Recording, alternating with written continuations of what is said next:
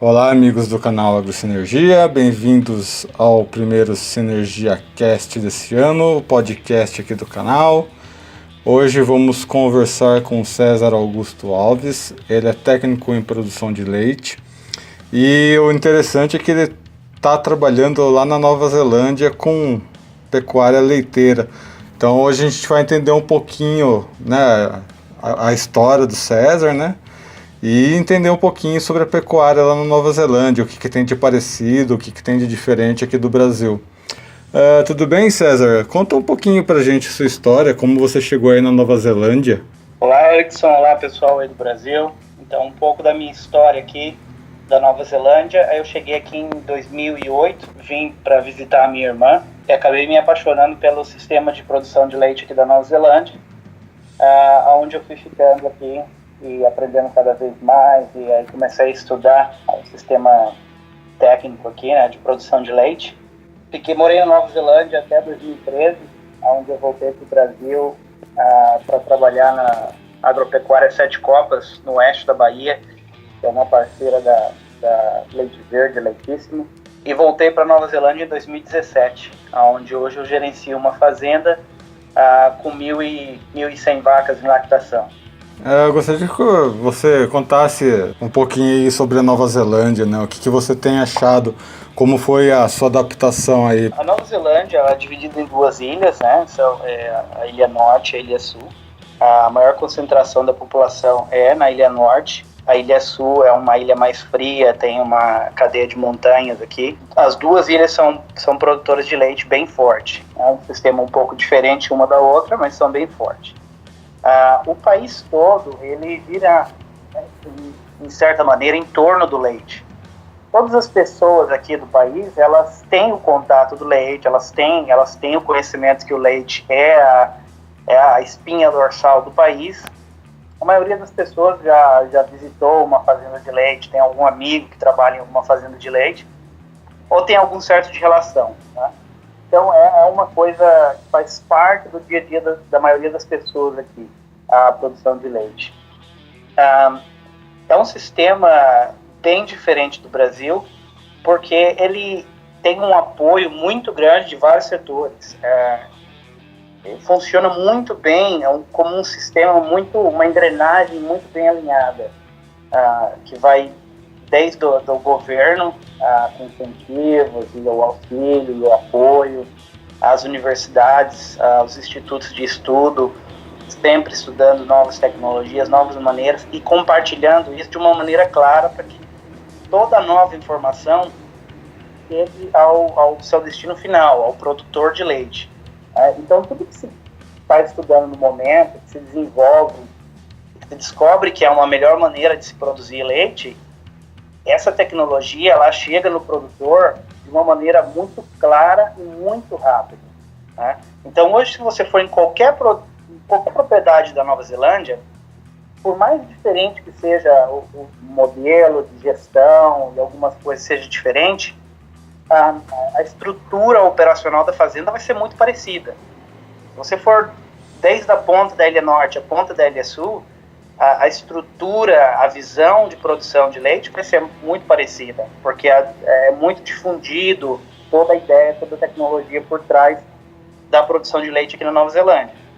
E você tem vários outros setores que acompanham, então, no dia a dia dos produtores, né? Então, desde de empresas de serviços, que é uma das coisas assim que eu acho muito interessante aqui na Nova Zelândia, é que se você precisar de qualquer tipo de serviço, por exemplo, a adubação. Como eu faço adubação, né? As vacas, eu faço adubação 2 vezes por semana. Conforme as vacas vão saindo dos piquetes, eu já vou anotando ali os pastos. 2 vezes por semana eu vou no programa da empresa que presta serviço de adubação para mim. Faço o meu login lá, tem um mapa da minha propriedade, eu clico nos piquetes que eu quero fazer adubação, o produto, a quantidade, e com alguns cliques a minha adubação está pronta. Eu posso já não mais esquentar a cabeça com isso, porque a qualquer momento o caminhão da empresa vai vir durante a noite, a qualquer momento ele vai vir e vai fazer essa adubação muito rápida, muito precisa.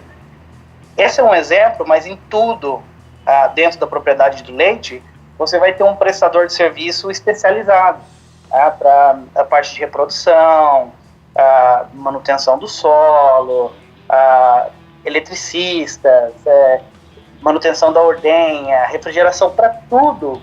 Você vai ter uma mão de obra terceirizada, especializada. E é uma coisa que já tira essa pressão do produtor. O produtor não precisa focar nisso. O que ele precisa focar é na produção de leite em si, né? Então isso eu acho uma coisa bem interessante. Eu gostaria de saber um pouquinho sobre as raças mais comuns aí. A Nova Zelândia ela tem uma raça própria, né? Chama Kiwi Cross, e que muita gente tem perguntado no meu Instagram se ela é simplesmente o cruzamento do Friso, que é o holandês menor, com o Jersey, né? O Kiwi Cross é o cruzamento. O Kiwi Cross, ele chegou a ser o Kiwi Cross através desse cruzamento. Mas esse cruzamento foi feito, ele é feito há quase 100 anos, se tornou uma raça. Então hoje o Kiwi Cross ele é uma raça neozelandesa e ele é predominante na maioria das fazendas da Nova Zelândia, tendo suas exceções, fazendas que têm produção usam um pouco mais de suplementação para produzir, eles usam mais o friso mesmo como a base do rebanho. Mas a grande maioria das propriedades à base de pasto, com custo mais baixo, que trabalham mais o pasto do que a suplementação, essas fazendas trabalham mais com o Kiwi Cross, né, que é uma raça que já vem sendo desenvolvida na Nova Zelândia há 100 anos, e que hoje, quando a gente fala no Kiwi Cross, a pessoa pensa no cruzamento, mas não, ela já é uma raça em si, né, são filhas das filhas desse cruzamento, que hoje se tornaram uma raça em si. São uma raça com características de tamanho do Jersey, é um animal menor, com cerca de 420 quilos aí, na coloração predominante preta, geralmente, né? Muito eficiente a pasto, muito resistente, e é o gado que predomina na maior parte das fazendas, especialmente na Ilha Sul, é o gado predominante aqui. É interessante você falar isso porque a raça Jersey em si, ela é bem delicada, né, para você trabalhar com ela. Você tem que tomar muitos cuidados com o bem-estar animal, né? Como que E eu vi que você, nas suas postagens no Instagram, você chegou a comentar sobre isso, né? Sobre o bem-estar animal da onde você está trabalhando aí, né? Com relação a mastite e tudo mais.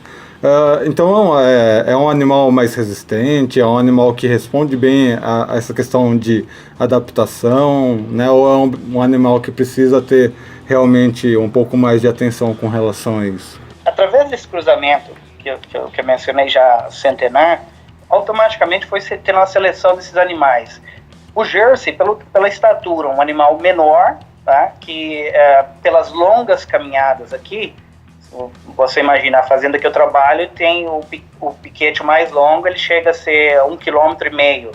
Então as vacas andam cerca de 6 km por dia. Essa genética do Jersey, por ser um animal menor, sofrer menos com a parte de casco, foi sendo selecionado, né? E tentando selecionar animais com a melhor produção do friso. Essa foi a conversão que chegou num animal que ele é resistente a caminhadas, ele é resistente ao clima daqui, né, que varia entre temperaturas, a pessoa acha que é muito frio, mas é muito frio, mas também é muito quente. O verão aqui chega a fazer temperaturas absurdas, o animal chega a sofrer de estresse térmico, onde um sangue mais chegado ao holandês mesmo sofreria mais. Por isso que o Kiwi Cross tem dado muito bem aqui, dividindo essa resistência entre o Jersey, no seu tamanho, na resistência de caminhada, e o friso na questão da produção.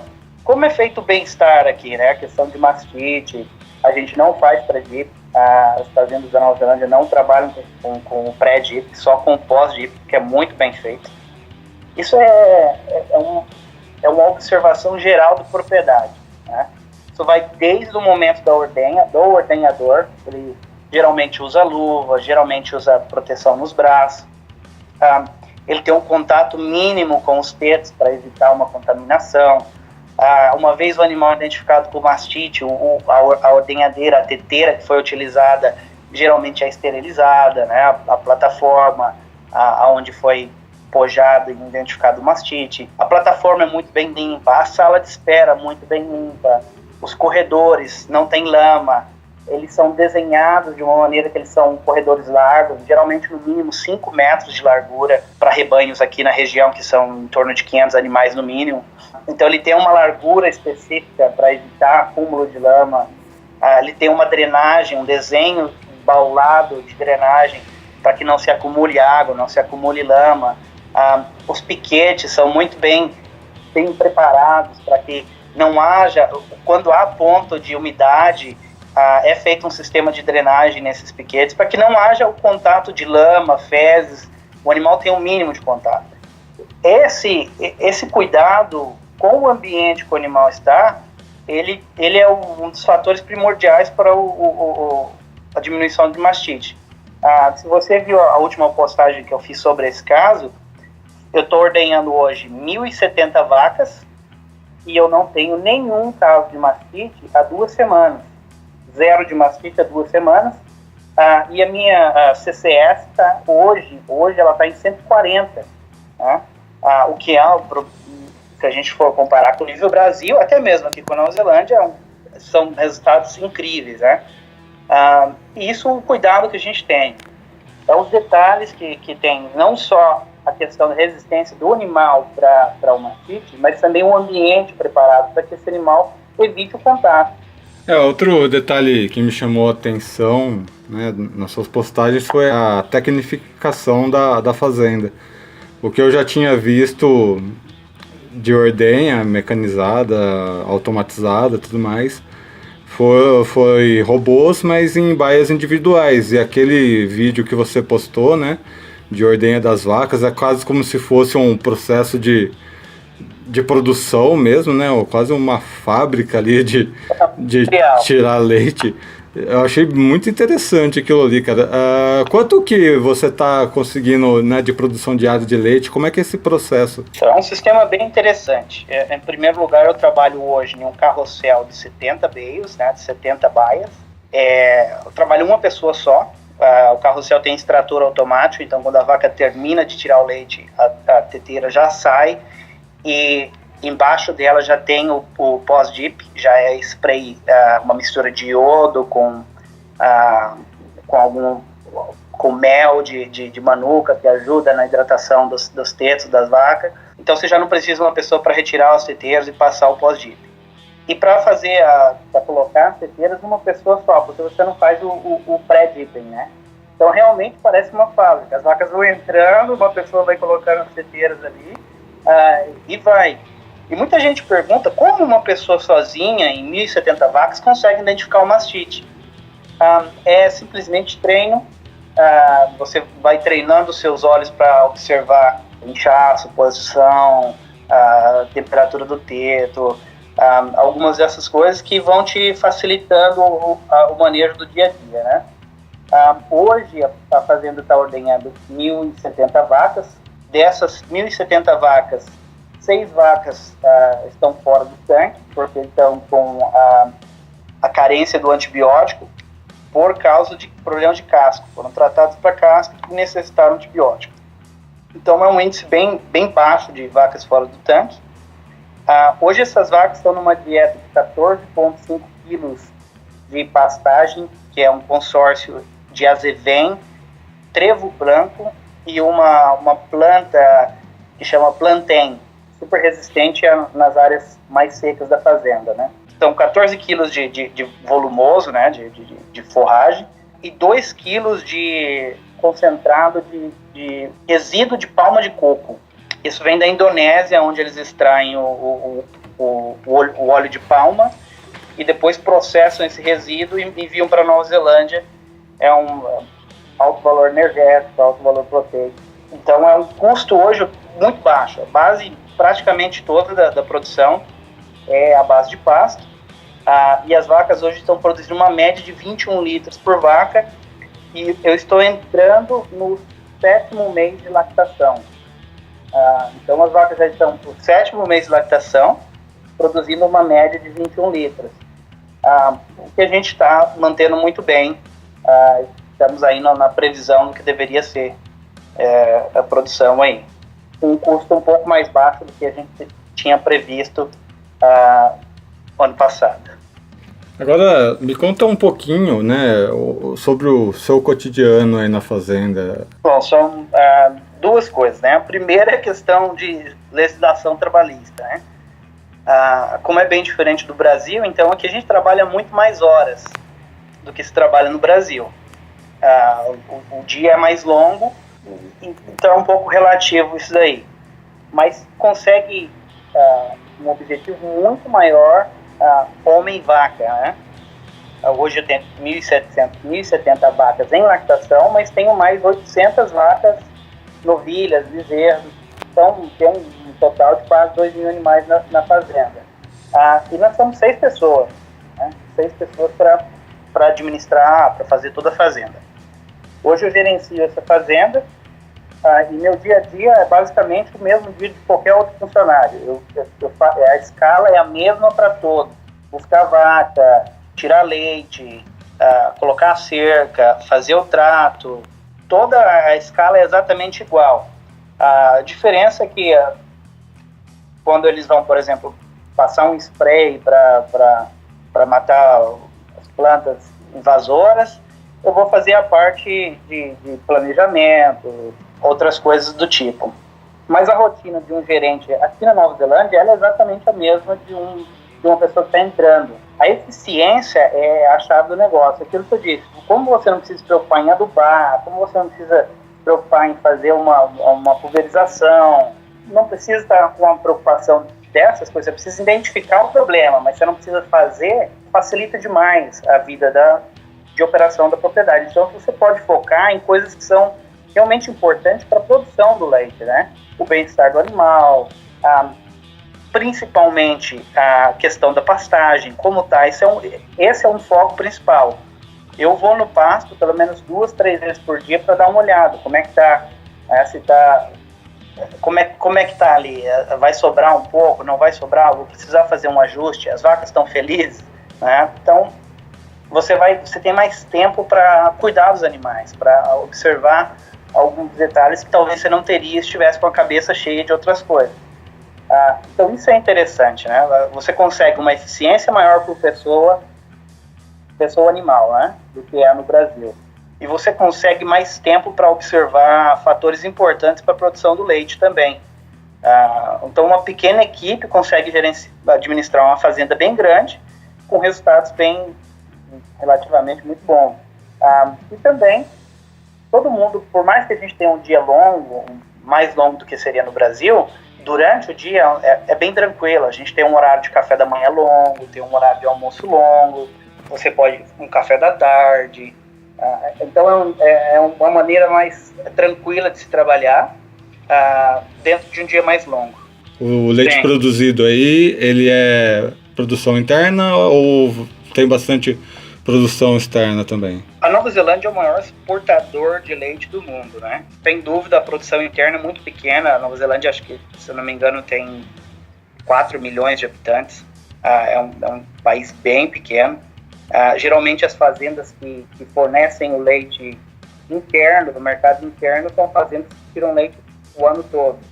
A grande maioria das fazendas tiram leite sazonal, de agosto a junho, ao começo de junho. Junho e julho, as fazendas não tiram leite aqui, a grande maioria. Então, a produção interna fica para as fazendas que tiram leite durante o ano todo, que são poucas. A produção de leite da Nova Zelândia é de 21 bilhões de litros de leite. É muito leite, né? Esse volume de exportação da Nova Zelândia esse ano passado chegou a 13 bilhões de dólares em exportação. É a espinha dorsal da Nova Zelândia, é a exportação de leite, né? Então isso é um número muito grande. Quando a gente fala produção da Nova Zelândia, é incrível pelo tamanho do país. O país é do tamanho do estado de Minas Gerais e é o maior exportador de leite do mundo. A produção nossa, basicamente, os produtores não se incomodam muito com essa parte, porque quem faz isso é a cooperativa.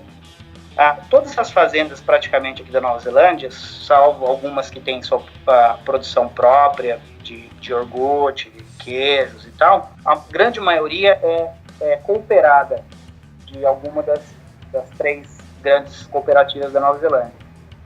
E uma vez que o leite está dentro do tanque de leite, acabou a preocupação do produtor. Né? A partir dali, o leite está no tanque, é responsabilidade da cooperativa, né? E eles não precisam se preocupar com a questão de marketing, preço. A cooperativa vai fazer tudo isso e vai ser pago pós-venda. Né? Então, se a cooperativa fizer um bom negócio internacional e conseguir um grande valor de preço do leite, o preço do leite pago ao produtor é excelente. Né? Então, tem as suas vantagens e as desvantagens. O mercado externo é completamente influenciador dentro da produção de leite da Nova Zelândia. É que com relação a essa questão de preço, né, de vender, né, a produção, é uma das maiores dores que o pecuarista de leite tem aqui no Brasil, né? É sempre essa indecisão de como vai estar o preço, qual o melhor momento para vender, né? Nem sempre o preço está atrativo. É uma dor que o pecuarista de leite aqui no Brasil vira e mexe tem.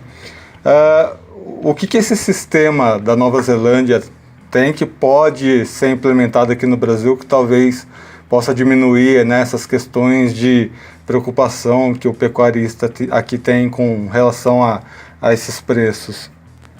Ótima pergunta.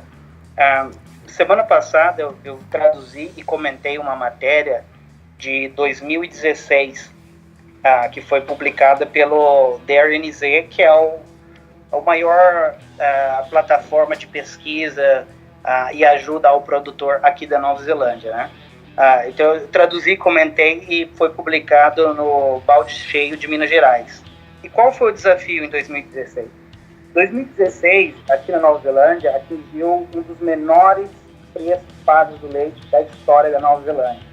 Uma das maiores crises do leite da Nova Zelândia. O que aconteceu? O DRNZ, vendo isso, muita gente reclamando do preço do leite, eles foram atrás dos melhores produtores da Nova Zelândia. Então eles pegaram, eu não me recordo quantos foram, mas talvez uma dezena, um pouco mais dos melhores produtores, e pediram para eles abrirem as portas e mostrar o que eles estavam fazendo. Como eles conseguiam se manter lucrando em um tempo de crise histórica, né? Em um tempo onde o leite estava sendo pago o mínimo possível.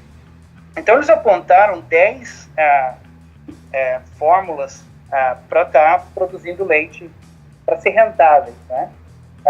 E uma dessas fórmulas era a questão de manter o custo de produção baixo. Mantendo o custo de produção baixo, nos piores anos, como foi 2016, eles lucravam pouco, mas lucravam. Nos melhores anos, eles mantinham o mesmo custo de produção e eles lucravam muito. Então, o foco desses produtores que se mantinham lucrando durante toda a história de produção deles era o foco no custo de produção. E essa é uma coisa que eu tenho no meu Instagram e tenho lutado muito, é a questão do produtor brasileiro começar a observar o custo de produção. O produtor brasileiro observa muito a questão do valor pago pelo leite. E muitas vezes ele observa o que está fora da porteira dele, mas não observa o que está dentro da porteira dele. Ele não se preocupa com o custo de produção, ele quer produzir volume, independente de quanto custe. Né? E essa é uma das coisas assim, que a Nova Zelândia é incrível, manter esse custo de produção baixo. Todas as decisões e toda a tecnificação que você vê na Nova Zelândia não foi por comodismo ou por moda ou por nada disso. Foi questão de como fazer o leite ser mais barato, como produzir um leite mais barato, como produzir um leite mais eficiente, né? mais competitivo. Esse é o foco da produção na Nova Zelândia. E esse é o foco que eu tenho tentado incentivar os produtores no Brasil a observar mais. Eu tenho lutado muito a questão da produção de leite a pasto, tentando levar o produtor a entender que o custo de produção é o que ele pode controlar. Ele não pode controlar o mercado interno e externo, mas ele pode controlar o que está dentro da fazenda dele. Né? Então isso eu acho que é uma coisa que, na questão do preço do leite do Brasil, a maneira que eu posso indicar o produtor ou aconselhar o produtor é observar custos de produções, né? E o que está sendo feito dentro da porteira. E outro fator que acho que pode ser um grande diferencial aí também, o leite já vai direto para a cooperativa. Aqui não, né? Aqui tem uns 2, 3 intermediários aí. Muita gente reclama, às vezes eu vejo gente reclamando aqui, falando, porque a cooperativa tal não vai bem, isso e aquilo. E aí eu paro e falo para ele, deixa eu te explicar como é que funciona no Brasil. E aí o cara olha assim e fala assim, rapaz, você tá certo mesmo. Eu acho que eu tô reclamando, mas realmente isso é um fator muito bom para Nova Zelândia. Imagina você ter uma pessoa que compra a tua briga fora da porteira. Você produz, você se foca para produzir o leite. Você faz o seu melhor produzindo leite. Uma vez que o leite está dentro do tanque, você tem uma pessoa responsável por aquilo para vender aquilo o melhor possível e te dar o melhor retorno. Você não vai vender para uma pessoa que vai vender para outra pessoa que vai chegar no laticínio, muitas vezes já por causa dessa quantidade de intermediários, briga por um preço cada vez mais baixo, né? Então eu acho que isso é uma coisa que no Brasil deveria realmente se fortalecer. Os produtores de leite deveriam se fortalecer de uma maneira que o leite, uma vez que ele seja produzido, ele tenha uma garantia de compra, né? Que não tenha tantos intermediários no meio entre o produtor e o produto final. Uma coisa que eu tenho visto mais recentemente é a questão de agregação de valor, né? Alguns produtores rurais decidindo fazer, além da produção de leite, tomar conta do próprio negócio de produção de laticínios, por exemplo. Isso é comum aí na Nova Zelândia também ou não? Não é comum, não é por aquela questão de não ser atrativo, né? Obviamente, quem produz o leite, processa e vende um produto final, ele consegue um resultado muito melhor. Mas você se dividir entre produção de leite e produção industrial não é fácil. Encontrar mão de obra para te ajudar no processo não é uma coisa fácil. Então, se o produtor ele pode se especializar em produzir leite bem, né, e ele tem quem compre, o produtor é mais vantajoso produzir leite e vender para quem é especialista em produção. Então aqui você não encontra muito disso. A grande maioria das propriedades, eu particularmente, eu conheço uma propriedade aqui perto da minha casa que processa o seu próprio iogurte, e porque eles são produtores de leite orgânico também, tá? Então, como eles produzem leite orgânico, eles produzem o iogurte orgânico e tal. Mas produtor de leite convencional, que tem o próprio processamento, eu particularmente não conheço. Exatamente por isso, porque eles se preocupam em produzir leite. Se eles tiverem que se preocupar em produzir leite, processar o leite, fazer o marketing, vender o produto, começa a perder o foco para eles cada vez se tornando mais difícil. A Nova Zelândia sofre muito com mão de obra, né? A grande maioria das fazendas aqui, a maior parte da mão de obra é imigrante, né? Então é um fator que é difícil. E no caso do Brasil também, se o produtor ele pode se especializar em produzir leite e tirar a dor de cabeça de ter que processar, fazer o marketing, fazer a venda, seria ideal, né? Para a pessoa que tem interesse em trabalhar na Nova Zelândia, nessa área de agropecuária, ela precisa estar preparada para quê, né? Quais foram os principais impactos que você sentiu trabalhando aí? Aqui, diferente do Brasil, por exemplo, para você um cargo de gerência de fazenda no Brasil, ou um cargo de supervisão, alguma coisa de fazenda, eles priorizam um agrônomo, um veterinário, um zootecnista, né? Aqui, no caso, essa função ela é quase praticamente terceirizada.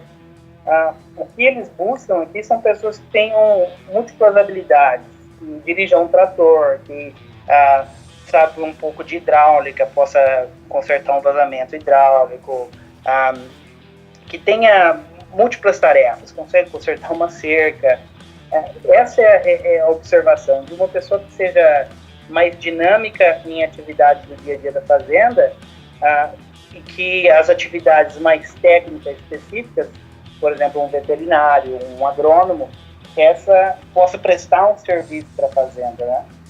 Então, por exemplo, o brasileiro que quer vir para cá, muita gente quer vir fazer estágio aqui, conversa comigo, veterinário e tal. O que eu explico para eles é o seguinte: olha, você é veterinário, quer vir para cá como veterinário fazer um estágio, mas se lembre que você não vai ter tanto contato de inseminação, de reprodução como você pensa, porque essa parte é terceirizada. Essa parte é uma prestação de serviço de um veterinário, que vai vir ele e a equipe dele prestar o serviço em algumas horas durante a ordenha da fazenda, né? O que o veterinário, o zootecnista, o agrônomo do Brasil vai vir ver mais é o manejo, é o dia a dia da fazenda no manejo. Tá? Ele vai aprender a alocação de pasto, ele vai aprender sobre a manutenção básica, sobre o que a gente chama que é a grande imagem, né? Quando você olha uma coisa não focada, você olha de fora e você consegue fazer todos os detalhes de diferentes áreas funcionar. Então, as pequenas coisas, por exemplo, a reprodução, a manutenção do solo, aqui praticamente tudo é terceirizado. Vale a pena trabalhar aí, né, pela sua experiência, essa distância, né, o custo de vida aí, isso para quem está pensando em, né, às vezes trabalhar aí nessa área? Eu acho que vale muito a pena, é uma experiência incrível. O que você vê na Nova Zelândia em termos de eficiência, principalmente o que eu mais admiro na Nova Zelândia não é nem a tecnologia, né? Vários países têm tecnologias incríveis também, mas a maneira com que a Nova Zelândia lidar com grandes rebanhos, a eficiência que se tem para se lidar com grandes rebanhos na Nova Zelândia é algo incrível, é algo que muda a sua forma de pensar. Por mais que você seja um profissional da área já de muitos anos, que já teve convívio em outros países, com outras tecnologias, quando você observa o sistema neozelandês e a eficiência do sistema neozelandês, é uma experiência única, uma experiência bem incrível. É um país bem distante, é um país pequeno, é um país bem diferente do Brasil. Eu estou voltando para o Brasil agora no final de fevereiro. Vou trabalhar com produção de leite de búfalas no Brasil, com pasto irrigado. Mas eu já fiquei aqui por bastante tempo, né? Eu morei aqui 5 anos, voltei para o Brasil para trabalhar com neozelandeses em propriedade neozelandesa. Voltei para cá, já estou aqui há mais de 2 anos. Eu já absorvi bastante da minha experiência aqui. Mas para quem quer aprender mais, principalmente sobre manejo, eficiência, melhoramento de técnica, de rotinas, eu indico a Nova Zelândia com certeza. É um país fantástico, é um país seguro, é um país com uma economia muito boa, um salário muito bom. Para quem vem para cá solteiro, consegue juntar uma boa grana, com família, se a esposa e criança, se a esposa não trabalha, o custo de vida aí já pesa um pouco, consegue juntar um pouquinho, mas não é grandes coisas. Sem contar isso, contando uma experiência de vida, experiência de trabalho, e a carreira é incrível. A experiência, altamente recomendo ir para Nova Zelândia. Importante que tenha inglês. Pode até não ter a experiência com gado, a experiência com nada, mas decidir tem que ter o inglês. E agora que você vai voltar para o Brasil, qual que é a sua expectativa chegando aqui, né? Que aqui a gente está numa época de grandes mudanças, né? Principalmente grandes mudanças políticas. Não sei o quanto você está conseguindo acompanhar aí sobre isso. O que você tem pensado aí na distância, né? De tudo isso que está acontecendo no Brasil e a sua expectativa a hora que chegar aqui e retomar a sua vida aqui? Eu sou um grande fã de política, eu estou sempre acompanhando e compartilhando e lendo de várias fontes diferentes. O Brasil está em um momento de crise, está saindo de uma crise, ainda está numa crise, mas há um sentimento de que vai melhorar, né? Então esse é até um dos motivos que eu estou voltando, é essa sensação de que as coisas vão melhorar. Acho que assim todos esperam, né? A minha vontade é que o Brasil dê certo, né? A minha vontade é que a gente comece a pensar o Brasil de uma maneira maior. O Brasil é uma potência incrível. Você vindo para Nova Zelândia e ver o que eles produzem, aonde eles produzem, e quanto eles produzem, e você observa o Brasil, o tamanho continental. O Brasil poderia ser não só o maior produtor de leite do mundo, mas o maior produtor de leite do mundo, 2 vezes maior do que o segundo maior. O Brasil poderia ser uma grande potência. Eu acredito ainda que o Brasil vai caminhando para esse lado, né? Só um número, a Nova Zelândia tem 17.600 produtores de leite e é o maior exportador de leite do mundo. O Brasil tem 1.300.000 produtores de leite, né? Então você escuta muita gente reclamar, muita gente sair do negócio, porque tem um número absurdo de produtores de leite. É um número muito grande de produtores de leite que muitas vezes não se dedicam à produção de leite exclusiva, como é aqui, né? Você dificilmente vai ver um produtor de leite que tem uma fazenda com diversas coisas. Acontece, mas mesmo assim, em cada área que ele é dedicado, ele tem uma exclusividade, ele tem uma tecnologia específica para aquilo, né? Então, a minha perspectiva é que o Brasil vai começar a guinar para cima, e geralmente depois de crises, depois de grandes dificuldades, o país se fortalece, né? Então essa é a esperança, que o país venha se fortalecer. Essa foi a nossa entrevista com o César Augusto Alves. Agradeço pela participação, seja bem-vindo de volta ao Brasil, né? Aí logo mais. Quem quiser conhecer um pouquinho mais do trabalho do César, né, enquanto ele ainda está lá na Nova Zelândia, ou até mesmo depois que ele voltar, acho que o principal meio de comunicação é o Instagram, né, César? Ou você tem mais algum outro? Hoje eu uso mais o Instagram, né? Na verdade, eu passei muitos anos aqui na Nova Zelândia só lendo comentários e observando o que as pessoas falavam. E eu abri o meu Instagram uns 3 meses atrás, mais ou menos, para compartilhar algumas coisas realmente, estando aqui, do dia a dia aqui, de uma fazenda aqui, de um brasileiro que produz leite aqui há muitos anos.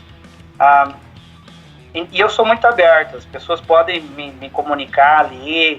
E como o Instagram é uma plataforma onde você só pode colocar vídeos pequenos ou coisas pequenas, a pessoa pode me contactar e pedir um vídeo mais específico ou uma explicação mais específica sobre os procedimentos. Eu estou sempre disponível. A minha intenção é de ajudar a produção de leite no Brasil, de alguma forma, né? Eu estou bem aberto para isso, estou bem disponível. E pode me contactar pelo meu Instagram, que é César_Alves_produção de leite. O Instagram do César vai estar na descrição aqui do link desse vídeo, né, desse podcast. Quem tiver interesse em conhecer o trabalho dele, visita o Instagram dele, acompanha. Fica aí a sugestão, né, de vocês acompanharem o César, que tem muito conteúdo interessante. Assim como vocês perceberam aqui na nossa entrevista, tem muito conhecimento aí para dar. O Sinergia Cast, o podcast aqui do canal AgroSinergia, vai ficando por aqui. Lembre-se de nos acompanhar nas nossas redes sociais. Também estamos no Instagram, no LinkedIn, no YouTube, no Facebook. O nosso site é www.canalagrosinergia.com. Quem tiver alguma dúvida, quem quiser entrar em contato, pode entrar em contato também pelo e-mail canalagrosinergia@gmail.com. Eu fico esperando a mensagem de vocês, beleza? Lembrando também que estamos com um sorteio de 2 kits de cerveja da cervejaria Leuven. Tem uma postagem no nosso Instagram. Quem tiver interessado em participar do sorteio é só entrar lá e seguir todos os passos para estar participando do sorteio, beleza? Então é isso, pessoal, vou ficando por aqui, até o próximo Sinergia Cast, o podcast aqui do canal AgroSinergia. Um abraço.